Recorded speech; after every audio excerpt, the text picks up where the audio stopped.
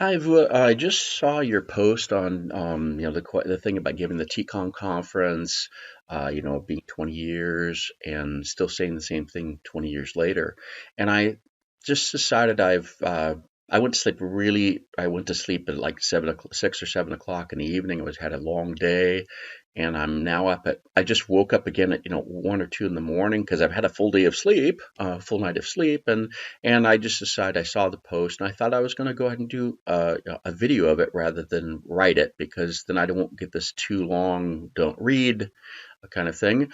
And it's better to tell a story in a video because people can they can put it to 1.5 to 2 times the speed if they want to listen to it faster. So this is what I usually do.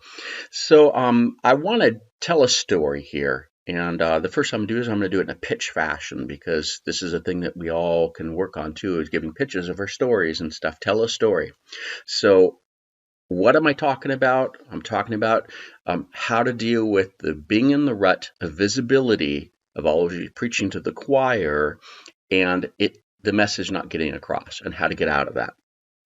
Why am I doing it? Because all of us get through this rut, have been through it, and I have found a way to get around that rut of dealing with the visibility and dealing with feeling like I'm preaching to the choir all the time because I don't preach to the choir anymore. How I'm going to do it, I'm going to tell a story. Okay, I'm doing it in a video format. I'm doing some gestures. This is full communication. It's not just written text. It's just not voice.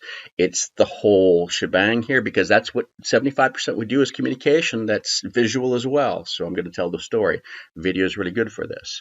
I'm doing it specifically not speaking too fast because there are going to be a lot of non-native speakers that are listening to me.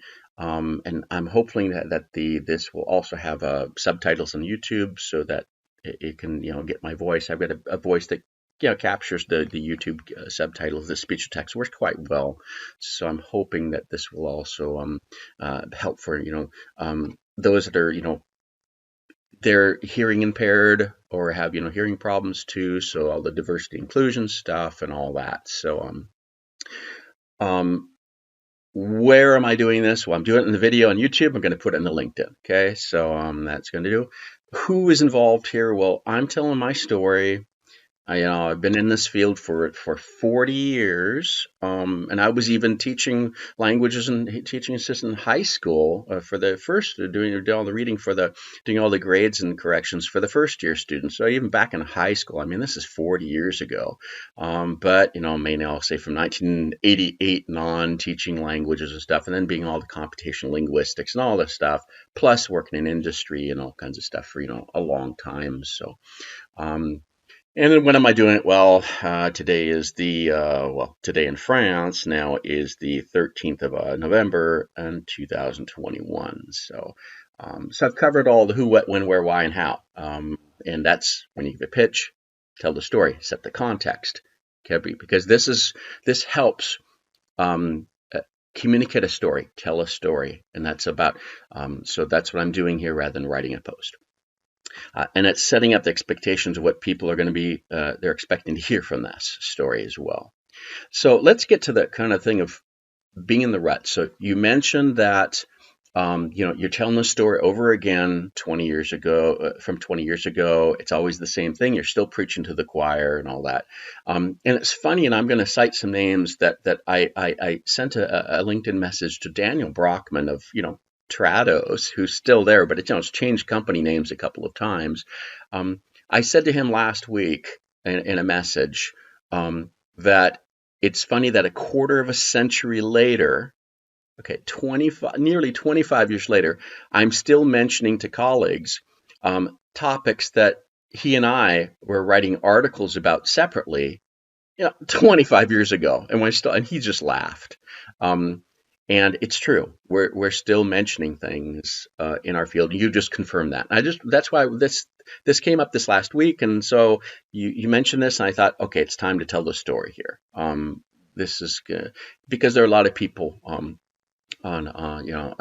social media that we all need help, and I've learned through it, and I'm hopefully going to tell a story to help to show how I've struggled with it and how I dealt with it and moved and actually found a way to go ahead and get beyond this seemingly rut of not being visible or actually preaching to the choir not working. Okay, so I'm going to tell this story, and I'm telling the story format. So, so I'll go back to, let's say 30 years ago, I did a degree in French. Okay. I did my bachelor's degree in French, and then I came to and did my master's in linguistics, and I came to France and the French university. I did a master's and doctoral, studies and degrees in French about linguistics. And theoretical linguistics, not just teaching languages. I taught languages to put as my meal ticket to put myself through, university studies and all that, and then I get some money. But it was about, basically about linguistics and minority languages. So it's like really niche. And I decided what I wanted to do. My parents weren't telling me what to do. I decided what I want to do. So, from early on, and what I got into is I would be writing in French all the time. Okay. And it got to a point where everything I was writing about was in French. So everything I was reading about was in English, mainly, but everything I was writing about in French. And it got to a point where I realized that my readership was too limited. That I was, and now I've got my master's and my doctoral thesis are in French, and no one can read them. A very small population can read them.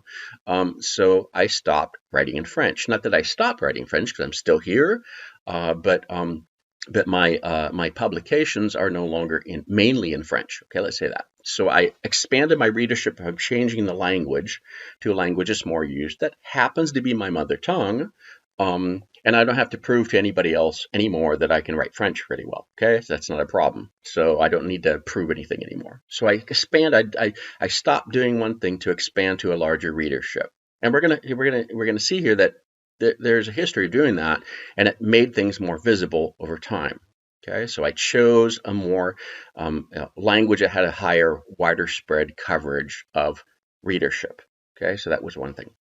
So then I got into industry, got to Caterpillar, teaching, training people on technical communication, training technical writers, and training translators on authoring systems and translation systems. About 30-ish years ago, and I'll say that I made some enemies among my colleagues, not the technical authors and the translators, but the actual computational linguists that I was working with, because I simplified things. Rather than talk about complex topics to the technical authors and to the who are mechanics, basically, they're all mechanics, and the translators had, they had learned to write, read, and translate mechanical talk, talk of mechanics. The authors were not people that were trained in technical documentation. They were people that had worked just on the shop floor, done it, and they learned the vocabulary. They worked on things, and the next promotion was writing about it. So I had a lot of people that when we were going down and talking to them, I was interviewing them and talking with them. They cared about their knife collections and about Harley Davidsons. That's what they talked about. So what I did in the training courses was not talk about linguistic concepts of anaphora, cataphora, elliptical, relative clauses, and all this stuff, which is all linguistic jargon. I would take analogies from about to say, okay, guys and girls, mainly guys in the course, I'd say, hey guys, what are the minimal amount of components of a motorcycle, and what are accessories, and then. But it was a class about language and using a language authoring system. When I got to that analogy, I said, okay, now that we've discussed what are the minimal components or what are the accessories of a motorcycle, we're going to transfer that now to language. What are the minimal parts of a sentence, and what are the accessories in a sentence? And it totally made sense to them. Okay, but my computational linguists colleagues, or even just theoretical linguist colleagues working the project, didn't like that because I simplified it. I simplified it, made it non-complex, and they want to talk about complex things. So that's what linguists do. Linguists think about complex things, and they want to talk about the differences and really get into that. But I just realized that just doesn't work. So I just really simplified the whole concept. So I went beyond linguistics to talk about how it applies to life in general, and actually what they had were working on, the topic of machines or motorcycles that they have. We could So I learned another thing over time was to not talk about the topic of linguistics when I talk about things to the general population or to even my people, my target audience. So move on to the next job was at Carnegie Mellon. So I got hired from Carnegie Mellon. They called me because I had some special skills about a minority language. I'd done my master's and doctoral work on it. We're working on a speech translation system for it. So like I get called to the top institute of the world doing this thing. And we published a lot. We were 10 years before the curve. Okay. So really fundamental research, doing things that were just way far ahead of what anything was touching in the language technology industry yet. And we were deploying systems too. And that's what the Caterpillar one was actually a deployment of Carnegie Mellon. So that's why they gave me a call. For a different project. But we published a lot of papers in some really technical stuff in the international conferences of the phonetic sciences and all these conference on computational linguistics. And what I realized over time for a few years is that I was preaching to, or I was really writing papers for a very small public of 50 people that could understand what I was talking about. Okay, really 50. And what about the rest of the general population? So what I stopped doing after a couple of years was publishing in academic journals because my readership is just way too small and it's too niche. And those papers only now it's not that I can't do it and I don't do it anymore. It's just that has not become my priority over the last 20 years. So what I started doing is moving into publishing more into business magazines and of course all the regular conference talks at translation conferences and technical Society for Technical Communication and the ATA and Association for Machine Translation and all that. But I started actually writing in business magazines too. And I was a columnist, as I simplified again, I made sure that every time I was mentioning something I try to touch on things that made the whole topic of language technology relevant to more than just to people working on language. And you'll see in many of my conference talks and things over the years that I now say, okay, who am I addressing here? Am I addressing only the language nerds and the language geeks and you language word lovers, okay? Or do I have other people? So I make a distinction now between word lovers and the rest of the world. And I think that has really helped me to how to get out of this rut of preaching to the choir and only preaching to them, talking to them, because they're a very small minority of the entire population of this people on this planet. And I'm going to get back to this as I talk a little bit more about this because it's become more and more important over time and talking to people about seeing this. Kind of moving onward, and then I've not always been in the languages industry. 9/11 kicked me out, I'll be honest. 9/11, I didn't have a job anymore because I was not working on the right language at that time. I'd worked in Arabic before, but I wasn't working on that. I was working Chinese, Asian language kind of projects, and it just wasn't the right language, so no job anymore. And so I went into the telecom software field, working on finance for telecoms, network optimization of telecom networks or wireless telecom networks. And I was training engineers on, big data and going out and running the programs and stuff, and doing customer training on it, and to people that are doing SQL on these wireless telecom, and telling them how to actually use the software to go ahead and optimize a network of servers and antennas. So then sometimes I come back to the language field when there's an opportunity to come back again, and then sometimes I go out again, and sometimes come back. So I've had the opportunity to go ahead and work in different fields. And that's why my resume is, people look at it and says, wow, you've done a lot of different things. And yeah, I have. And I'm a kind of like an information sponge. I will start a job in a new thing, and then some new field. It can be automotive, it can be telecom, it can be pharmaceuticals, it can be medical devices, and I'll basically just learn everything about it in a year, and then I'll be given the courses about that topic. And that's just who I am. and somehow I can do that. Not everybody can, and that's okay. That's just the way it is. But that's helped me to be able to always find different analogies and anecdotes and across all fields. So moving on, and we're trying to keep on this thing of how to get out of this rut of not being visible and always having to talk about the same thing and saying the same thing over and over again. During my career, my family and my friends and my children and my wife are always struggling to understand what I did.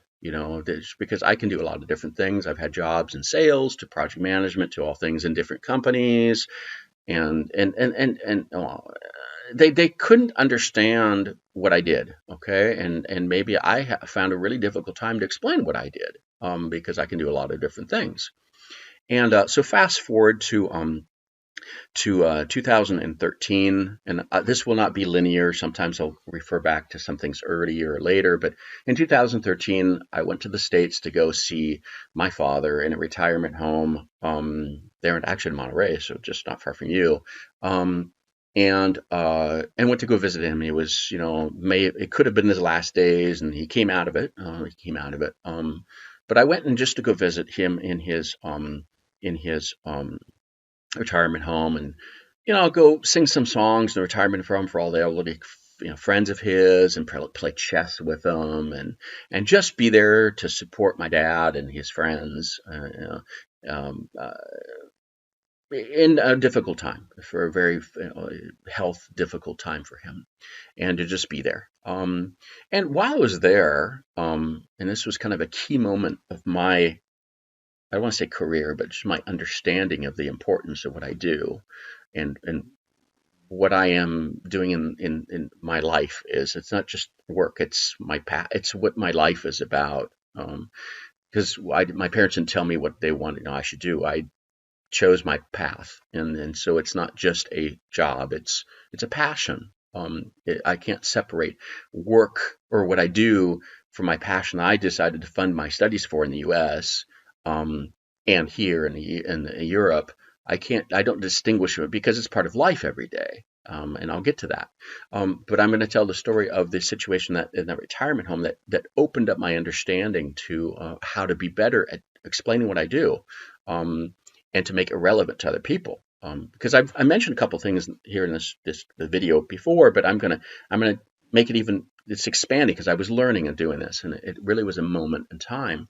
So I'm talking with my dad. My dad was playing chess, and then he pointed to a guy over in the lounge there on the other side, and he says, "Oh, that's Dr. Salzberg." I can't remember. I think his name was Salzberg. I can't remember the exact name, but and he says, "Oh, that guy just grumbles all the time, and he's no one likes him, no one wants to talk with him, and we all avoid him." So he sits there and has to go watch the TV. So what I do is I get up and go sit down next to Dr. Salzberg. And I said, "Dr. Salzberg, I just want to ask you, what did you do your medical practice in? What was your specialization in medicine for your career? Before you became retired, what'd you do?" And he told me a story. And so what does he do in return? He says, well, I did come and say too, Dr. Salzberg, my name's Dr. Jeff Allen. Just want to say hello. I'm here visiting my father. And I asked him the question, what did you do your medical practice in? So what does he do in return? He says, and I'm waiting for this question. I'm thinking, how am I going to explain this? Because I don't know how to explain this to my children and my wife and my friends and my family. I'm just anxious that he's going to ask me the same question back. And so he asked me the question, what did you do your medical practice in? Well, I had to say, well, I'm not actually a medical doctor. But at that same moment, Uwe, at that same moment in time, on the TV that's sitting right across from us, there was the publicity and advertisement for the Samsung Galaxy Gear watch. And what were they showing pictures of in the Galaxy Gear watch? And that commercial on the television while I'm talking to him was the watch, and they had showed a picture of Captain Kirk and MacGyver and the Flintstones, or I can't remember which one exactly, or maybe it was several of them, and Elmer Fudd and all that, all talking to their watches, to communicate with people. And bam, I immediately knew at that moment in time how to explain to Dr. Salzberg what I did. Because I said to him, you see that television commercial there about that watch? Well, I build the computer chip in the watch for Captain Kirk to talk with the aliens on the other planet. I finally understood at that moment in time how to communicate what I do in a very simple 10 seconds to a general population and not have to explain about machine translation and all this kind of stuff. And he totally understood. Bam. And we talked about it. So that I come back, I come back to work actually, to SAP, from seeing my dad. And from then on, I can say that I have always given internal presentations. All of the presentation I do and the videos that I make now have completely moved in that direction.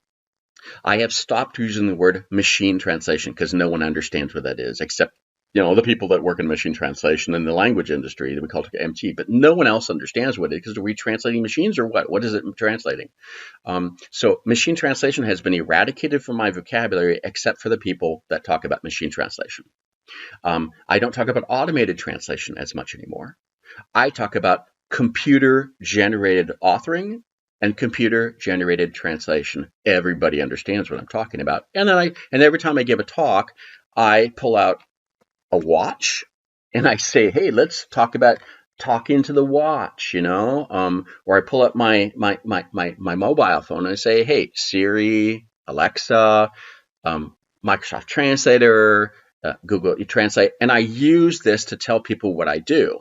And they totally understand because everybody knows what Google Translate is. Everybody understands as a watch. They understand what speech to text is. You don't have to tell them speech to text. You say, I talk in the watch. It prints out. And then it talks back to me and talks in a person in the language. They totally understand what I'm talking about. I don't have to explain what I do anymore. I let the devices and things in their everyday life explain what I do. And then also over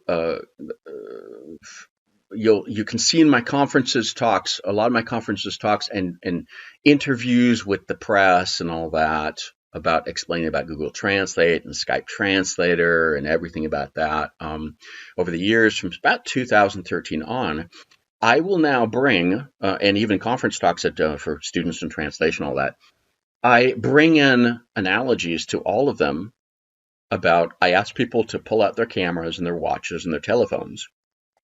And I even show pictures of my acoustic guitars to explain to them with analogies of things in their everyday life about language and translation systems. And that totally works. It just totally works. Because now we can talk about what is the best camera, what's the best telephone, well, there's no best one. You just use what's good for your needs. You use what responds to your needs. And I say the same thing with translation systems or whatever. You use what corresponds to your needs. And if your needs are not covered by that system, we'll use a pen and paper if that's faster for you, or use a phone to actually do your translation if you need to, or use speech systems or your phone to do speech to text for you. Or use a camera to take pictures of things and to actually do the work too. I mean, do whatever. And this has totally revolutionized my way of talking to people and explaining to them, especially outside of the language industry, because a lot of people in our language industry understand what we're talking about. But what about the rest of the world? So that even goes back to 2010. So I'm going to go back a little bit. I'm referring back to different points in time where there are moments that things just made sense and I got reactions from people and get feedback from people. And it really helped me to begin to understand how to do this better and avoid this rut of preaching to the choir and avoid the rut of people not understanding what I do and how it's relevant to them, not just to me. And to a small niche of, 10 people or 15 people or 100 people or 1,000 people, I want to be relevant to like 6 billion people on this planet. So, that's kind of what I'm always focusing on. So back in 2010, I was invited to give a talk. I did the disaster relief for Haitian Creole, Haitian Creole, a minority language, the bottom of the billionth, was put into Microsoft Translator uh, in record time in 5 days. Okay, in 5 days, and then Google Translate next week, and then the BlackBerry app, and now it's in Facebook too. Facebook automatic translation, all the posts. And that was based on my work. Okay, and because I had already done it, we were able to. All those companies were able to do it because I released the data through Carnegie Mellon University, where we did the work. And so I was being interviewed by the press all the time. Herod, all these. I'm not going to mention the list of them because they were coming all the time, but and they're all up on my LinkedIn profile, my list of publications, da da da. So, and uh, but Microsoft invited me to come give a talk. So I came, gave a talk. I was on vacation with my family and stopped in, and because I'm from the Portland area, and we were on vacation there in the States, and so we stopped in to have a coffee with Microsoft. They said, "Hey, give a talk," and I gave a talk, and we recorded it. Now it's like it's got thousands of views, and I'm always using it to explain what I do. And I talked about the challenges of putting minority languages into online translation systems, and and and I explained it in layman's terms. And the first thing I started with, who's my audience? And are you language lovers and word lovers and language geeks, or are you other people too? And there were some people that were not language word lovers there, but they were interested in the topic, and some pretty key people in key positions making decisions that flew to that talk. Um, you can watch it and stuff. It's easy to find it on Jeff Allen, Microsoft Creole. Just look it up on the internet. You'll come onto that video. But um, but after the talk, um, I sent the video to my aunt. Okay, my father's sister, who is she worked in the Philippines, so she's worked with languages too, and even my father and her grew up in China as missionary kids, and then she went to the Philippines and did that kind of work, and her son, actually my cousin, is my mentor in linguistics. He introduced me to the theoretical linguistics as I'd finished my bachelor's in French, and he's the one that really inspired me to get deep into linguistics, take some really intensive field linguistics work, doing phonetics and stuff, and syntax. And I went on to do a master's in 1 year immediately in the U.S. and did really well at that. And then I went on to do my doctoral work basically in phonology of minority and French Creoles in the Caribbean. And I don't want to get into just some people French Creoles. I'm just going to make it simple here. Again, I'm not going to get into what this is, all the African language. I'm just going to say French Creoles. People know what I'm talking about. I'm not going to get into politics of the thing I'm talking about. It's just people understand what I'm talking about. Okay, so I'm going to say minority languages, and people can say, oh, that's non-politically correct. I'm just trying to make it simple here. We can call them less commonly used and less less widely used, and low data languages, sparse data languages. Okay, whatever, but I'm just trying to make something simple for people to use and to understand. And and so my cousin, is an academic linguist, and he's really into research. And he has always inspired me. I actually reviewed his PhD or dissertation while I was doing my master's. Or I'd actually finished my stuff, and he was doing his PhD, and I was working at Caterpillar at the time, and so I read his thing on Russian clitics, and in the Russian language. It was written in English. He did his degree at with Cornell, if I remember, yeah, and so in 2010, years after he finished his PhD, and he inspired me to get into this field.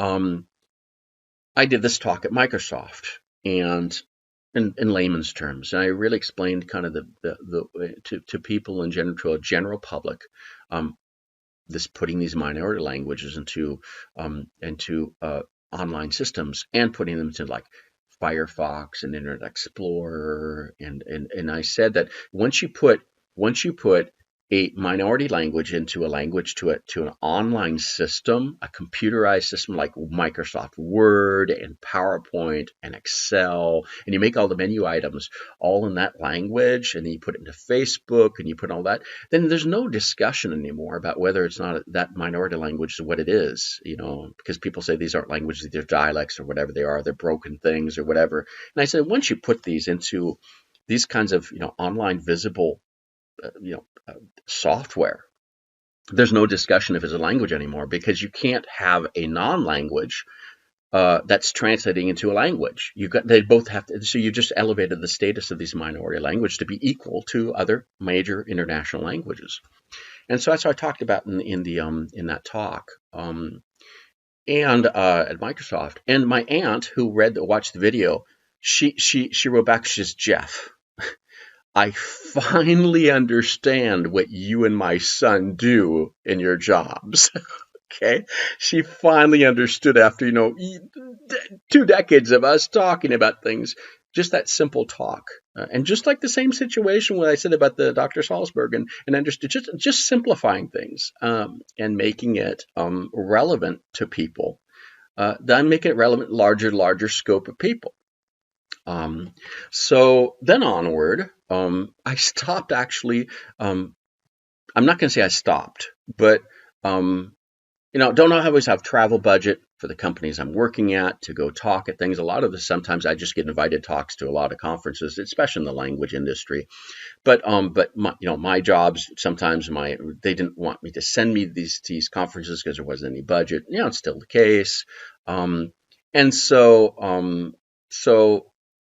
what I did is I expanded it to, the disaster relief actually expanded it, disaster relief for language technologies for that whole patient Creole thing, got me into like business magazines and the New York Times and the Herald Tribune and Voice of America.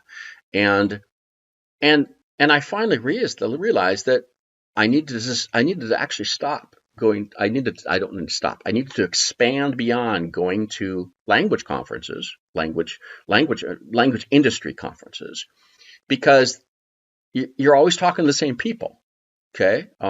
And they're all talking about the same things again. You're just repeating and talking about it over and over and over and over again. And that's why we are constantly talking about the things over and over again that you mentioned, because we're always talking to the same people.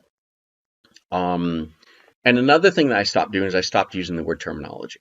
Okay. So I do not use the word terminology anymore, except with a few people where that's what they think about. But now I talk about SAP corporate vocabulary, or Caterpillar. I was working Caterpillar corporate vocabulary, or I was working in automotive domain vocabulary, or the automotive field vocabulary, or the telecom field and the wireless network field vocabulary, making dictionaries for that to put in these translation systems. And people know what I'm talking about then, they totally understand what I'm talking about. But if I talk about terminology, that's like a geek term.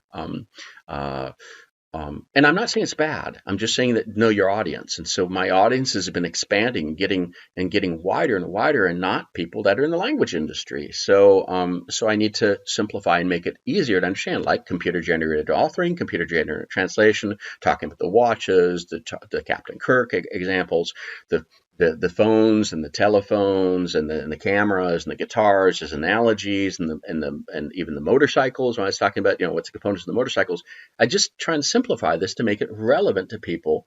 What is language in their life? And so then it comes around full circle. You mentioned about coming around full circle. I'm going to bring it down to full circle again here now. After 35 years, of being in the language industry in general, teaching and whatever, and all these systems and other things too. My cousin and I were talking on Skype a couple weeks ago about this whole thing, and the one I mentioned, and he's still an academic linguist, working on other languages, and writes a lot of really linguistic articles, really linguistic research, and that's what he's really into. And I understand what he's talking. I totally understand what he's talking about. Because I've been there too and done it. But then I talk about, the commercial software that I work on, and he doesn't like that. Okay, and that's fine, and we both respect each other. He sees companies as profiting from language in money making ways. Well, yeah, and they do, and you know what? And that's what makes language visible. But what we talked about, and I think was really important was why is why is language not visible? Why is it so difficult? We talked about why do linguists, linguists and theoretical linguists, and too here in the people talk about linguists being the people during translation. No, that's not the only people. Okay, there are, yes, that's a term that comes from the military term. Linguists are people that are doing the language, translation, all that. But and terps, and military terps, and now with interpreters. But linguists are also, then they'll get all the theoretical linguists saying, well, that's not really what linguistics is. It's not about applied linguistics and language. It's about, working on the framework of linguistics and how language works in our minds. And so you have this whole war battle between theoretical linguists and applied linguists and computational linguists. And that's just the way it is. And that's okay. And I've been and worked all fields and try to bridge those together in what I talk about. But as he and I were talking on Skype that day, and just a few weeks ago on a Saturday, what I realized was when we were talking about was why is it so difficult for all of us language lovers, okay, to be visible. And I will say that I have, in this field, I have watched so many people complain in technical communication and translators, and I'll say bitching, on blogs and stuff, and on discussion forums all the time. We're not visible. We're not visible. Always complain they're not visible. Well, I say to them, you don't make yourself visible, and you need to make yourself relevant to the rest of the world, and not just to yourselves and to the few people that understand what you're talking about. It's important to make yourself visible, and so that what I've been explaining is how I've been making myself visible, and the analogies and making myself relevant to people outside of these language lover and word lover populations and audiences. And what we talked about was, and I think that my cousin's words were very clear, and I'm not going to take credit for this, where I've been talking about it, but I want to give him the credit on this one, really, because he made the statement, and I think he's totally right on, and I believe this, and now I preach this. This is what I talk about, and I continue to emphasize, I'll say, because I've been saying it in different ways, but I think his summary of it was better than I've been able to do in the past, and I'm reusing it now, and I want to give him credit for that. I don't want to, and so what he said was, in the medical domain, doctors don't have a problem explaining what they do, in life to other people. They save lives. They fix health problems. They identify and do a diagnosis of health problems, and they do it. My father was a medical technologist. He worked in a lab, analyzing the petri dishes of all your fluids and your that you take. You take blood and urine examples, and he would analyze that, and they give it to the doctors, and doctors make a diagnosis and prognosis, figure out what it is. And so, my father never had problems explaining what he did to other people, and doctors don't have a problem explaining what they do to other people, and neither do orthodontists for putting braces on, or and car mechanics don't have a difficulty explaining what they do, and plumbers don't have a problem explaining what they do. They basically unplug, and they solve toilet problems and install water systems. And you can think about all these other examples that people don't have a difficulty explaining what they do, because it's a task that is totally relevant to the rest of the world and in everyday life, of doing something. Even computer folks that say, I work on Microsoft Word at Microsoft. Everybody understands that, or I'm a developer of the Apple devices. People understand what that is. It just totally makes sense because it's a real thing, an object and so, even in working in the finance industry, I worked in the financial products, and when people say that they are an expert,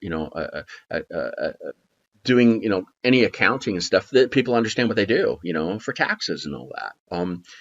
But it's funny that the rest of us in the fixed language industry, we all struggle about being visible and explaining what we do. And the reason of that, in my cousin's example, and this is what he said, is that all these other fields, I have no problem explaining what they do to people in the general population. But he says the issue is that language is a basic part of life of every person on this planet, except for a few people that grew up maybe, not having parents, raised by Tarzan, raised by, apes, that kind of thing. There are a few examples, but these are like a minority exception here. This is like, 0.01% of the entire population have been in those, or kids that were, put in, their parents put them in a dark room and, they had no communication. Okay. So these are like exceptional cases. Okay. But we're talking about 7 billion people in the world here. The majority of those 7 billion people in the world, 99.9999999% of the world's population, language is something that you do every day, all day long, in whatever language. Right now I'm talking in a video, and I'm even seeing myself do it. And I'm doing language in multi-channel, I'm doing multimodal communication here. And I'm speaking in English, but sometimes the words are coming to be in French, and so I'm actually translating in my mind sometimes into English because sometimes I speak in French more. When I dream in a language. Sometimes it kind of depends on the dream, even at night. It happens in the language, or concepts and thoughts, or they are not actually words, but they may be concepts, and that's language. Okay, when we read our cereal box, if we're reading, or reading a newspaper while we're having breakfast, that's language because you're reading. Okay. When we are talking to our friends and our peers about over a coffee break, that's language. Okay. And I can go on and on and on about what we do, every one of us in our daily lives, about what we do using language. Everything that we do all day long, 24 hours a day, even sleeping, is about language, communication. Okay, even while we're passively dreaming, or it's not passive, but it's. And I don't want to get into the details of that because I'm not, a cognitive science, doing neural analysis of, what happens in the dreaming eye, rapid eye movement and all that while you're dreaming. But we know what I'm talking about here, okay? That everything we do all day long, whether it be reading, whether it be speaking, whether it be listening to watching a movie, whether it be watching the subtitles of a movie, while it be doing online gaming. And online gaming can have the text in the boxes, or it can be actually the thing talking and all that, and depending on the game you're playing. My kids, teenagers, they play a lot of games. I play games with them too. And it's all about language, man. It's all about language. But the issue is it's so basic that people, they just don't think about it. They think about, what a medical doctor does. They think about what a toilet has problems, or they think about that. And so it's really easy to explain what you do and how you're going to fix their problems, in life. But it's really hard to for a linguist, for a technical author or a technical communicator or a translator to explain the value of what they do when language is something so basic that people have a hard time understanding what the value of it is, because it's just what we do all day long. Why is it valuable? It's just so basic. It's a basic component, a thing of life. And so that's why I've spent, over the past years, as I began to have these serendipity moments in my I don't want to say my career, but my life, of explaining what I am passionate about and what I believe in and the cause I want to do. And why do I do disaster relief for language technology? Because it saves people's lives in a disaster crisis situation. And this makes sense to people, and it's not about, and so that's why I don't go to conferences anymore about language industry, and I watch people, and I see people that go to conferences, and actually what I found is some of the conference, they do the conference network, the same conferences every year. There are salespeople that they go only to the language conferences, okay? And that's all they do. And they're always talking to the same people. They're networking the same people over and over and over and over and over again. It's always the same people. Whereas what I would do when I did sales of language, when I was actually did sales, people don't know. I sold 1.5 million in language services and solutions in a period of 20 months when I was at one company, and doing that, and people don't even know that, but that's okay. But what I did not go to the language conferences. When I went to do to sell the language services and solutions. I would just look up all the conferences, the expos, the expositions, the things, and each field, like what's happening in the pharmaceutical field this week in Paris with all these expos of the booths and stuff, and all these, or what's in telecom. Or I just look all these different industries, and I go to those things and network with the people there and explain what I do, and or get business cards and then go do cold calling, and that's why it worked.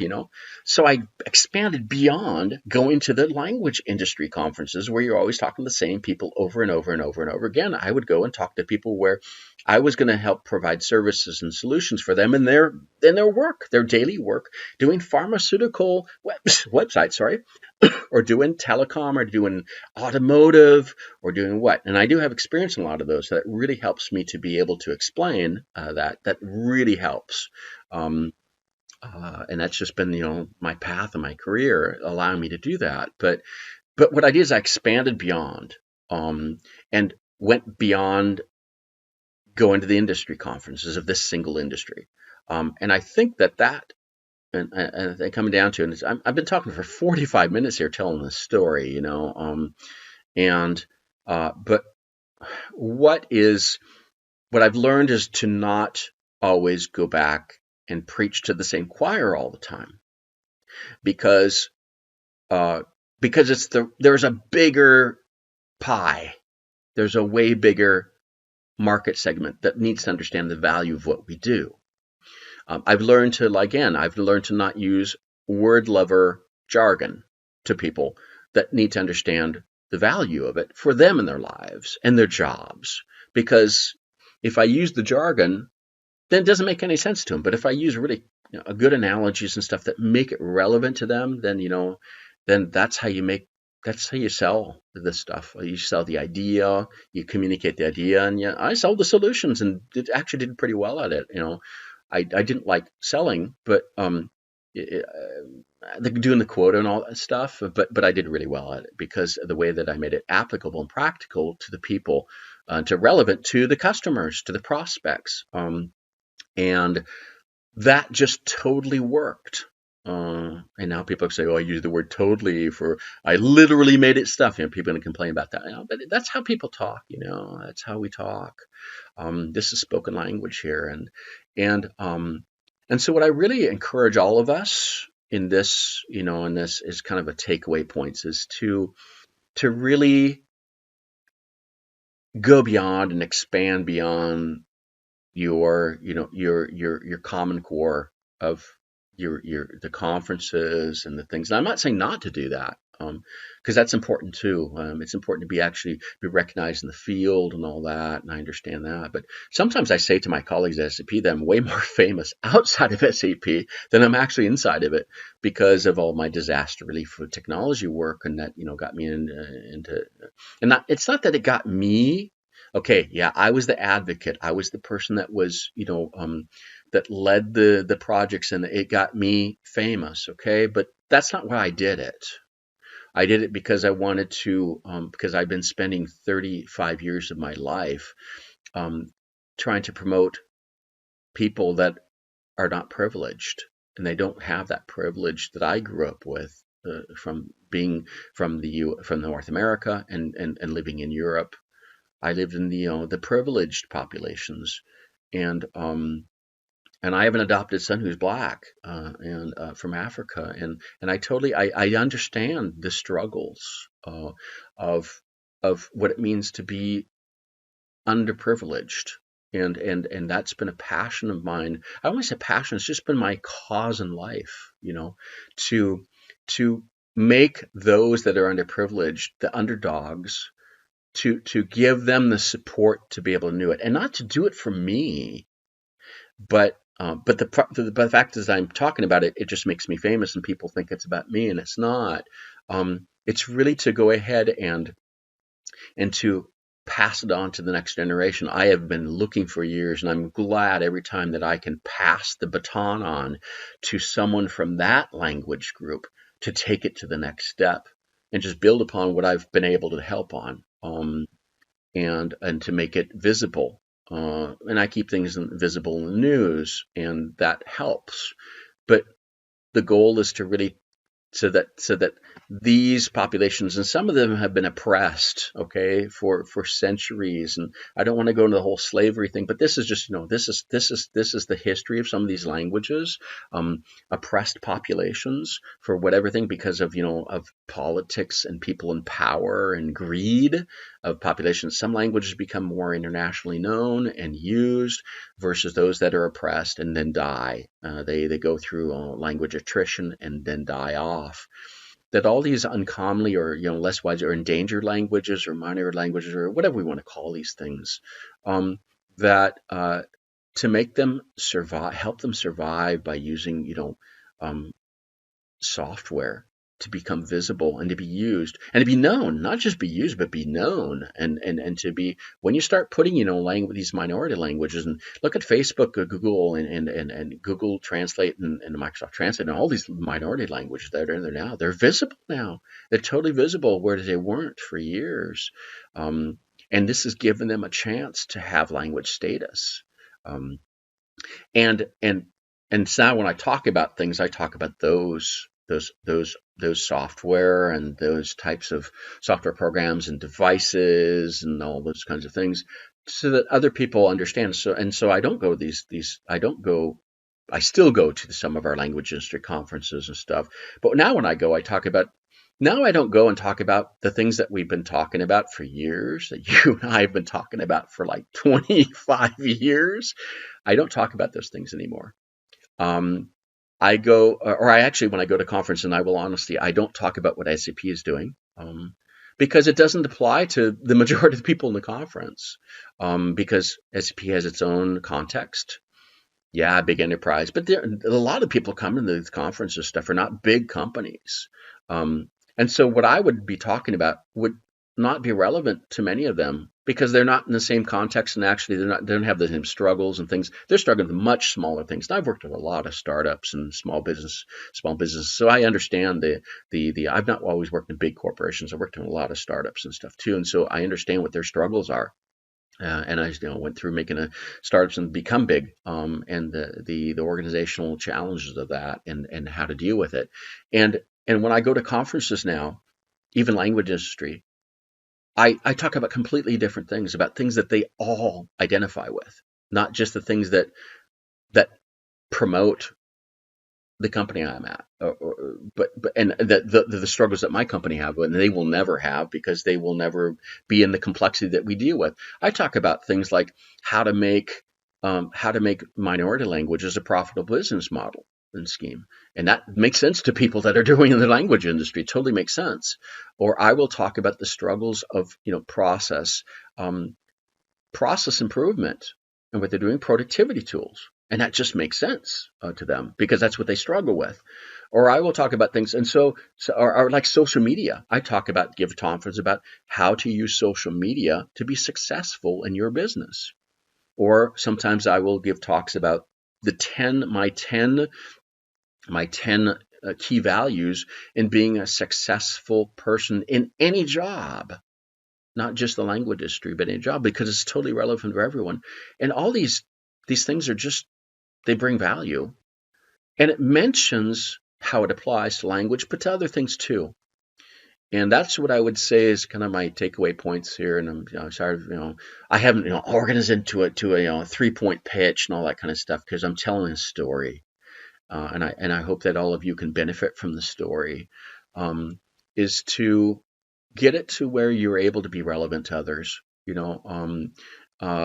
beyond this niche industry of language and technical communication and translation, and the word lovers, and the word nerds, and the word geeks. Go beyond that, and then that will make you more visible.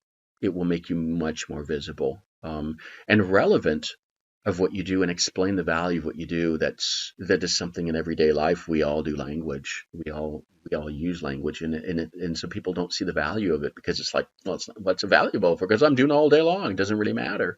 It's only when I have a problem that I need to call a doctor, or well, call a plumber or something like that, or if you want to do a house renovation. But you know what I mean here. And so it's really difficult to explain the value of language to people when there's no problems with it. It's just not a problem unless they have to do globalization for 25 languages tomorrow. That's when it's important for that one company. But how do you explain to the rest of the population? The rest of the people that are not dealing with this because they just don't. How do you explain to your friends and family and to your colleagues and stuff? And I encourage people really to go watch all those Bill Cosby, all his things about the things that the two kind of things that I've always used in my career. I don't know my career, but my path that I talk about a lot are those Bill Cosby stand-up comedian kind of things, the gigs that he was doing on the set. Because I grew up with those. I listened to the records when I was a kid. He'd tell about the Noah and the Ark and the dentist and the person on the weekend getting drunk and the tipsy kind of stuff and all those things. And he and giving birth and his wife and going through natural childbirth experience and all that. Everything that he talked about, and I don't want to go into his later in life issues and all that. That's not what I want to get into here. But Bill Cosby was so great in explaining things that the entire population could totally understand with. And you watch his videos, he is just making sounds and explaining things with the microphone, making sounds on that. And he's just, and every time he talks about anything, he has been through that and he is relevant and he makes it relevant to you in that thing. And you totally understand. That is what we need to be able to do, is be kind of like Bill Cosby, explaining to people what we do. And make it relevant to them, and so that's one real example of being able to do it and do it. And I can't remember the other one is. I'm sorry, because I'm doing this. I don't have an outline and stuff. I can't remember my second example. I want to mention. I've forgotten it already because I'm kind of getting down these. I don't call them rabbit trails, but anecdotes. But that's what I want to share. Okay, learn to do that. Learn to go beyond and go beyond this. And I can't emphasize this. Say it over again. Okay, I repeated myself several times in this whole thing. Okay, but the rule is you need to repeat things 17 times for people to actually remember what you said. But I'm breaking the rules of how to give a good pitch. And to but that's okay because I'm telling a story. And that's what storytellers do. That's what not traditional unwritten language storytellers, they repeat and they tell a story. And so I hope I've told a story that inspires people with examples in my life. And this is not the way to do it. It's not the only way to do it, but it's worked for me. It's helped me to be more relevant to people outside of one industry, but in many, many industries, and not just in industries. It makes me relevant to people in other, like, music associations where I've been on boards and stuff, or even the father of my kids' friends and their parents and the people in my network and of not just my jobs. It's made me help to explain what I do, and now my kids understand what I do. My teenagers understand what I do, and when they're able to tell their friends what I do, boy, I'm happy because they were not able to do it for a long time, and I think that I've improved how I communicate with these approaches that I've been mentioning. So what I encourage people to do is just try to find a way. Don't take my examples of what I'm mentioning and try to replicate them and do it. Find your story, tell your story, find ways to be able to do it. And do it in a way that makes it relevant to others. And by doing that, you will make yourself visible. You will get yourself out of the rut of not being able to explain the value of what you do and how to sell your idea. And it's not selling your idea is not about always making money. It's about promoting, communicating what you do. It's communicating, and that's what salespeople are. They're usually good communicators because they sell. So they sell products and services, but they communicate. That's their first. That's their first, and that's what they have to do. So you know, I've been on this video for an hour, and I hope people, stayed with it and inspire the people. Try to do things like that and make yourself visible. And sorry I haven't had this organized outline stuff, but hey, that's the storytelling, And every time you tell a story, storytellers, they tell it differently. It's not a memorized script. So I hope that people have benefited from it. If you dropped, maybe some people dropped off early, but that's okay. And sorry, my hair isn't, but hey, it's, I just woke up and just decided to respond to your post, and tell my story and my view on it. And thanks for listening, everybody, and hoping you benefit from it. So take care, stay safe, and I really encourage everybody to really find your way of how to explain what you do. Thanks so much. Bye.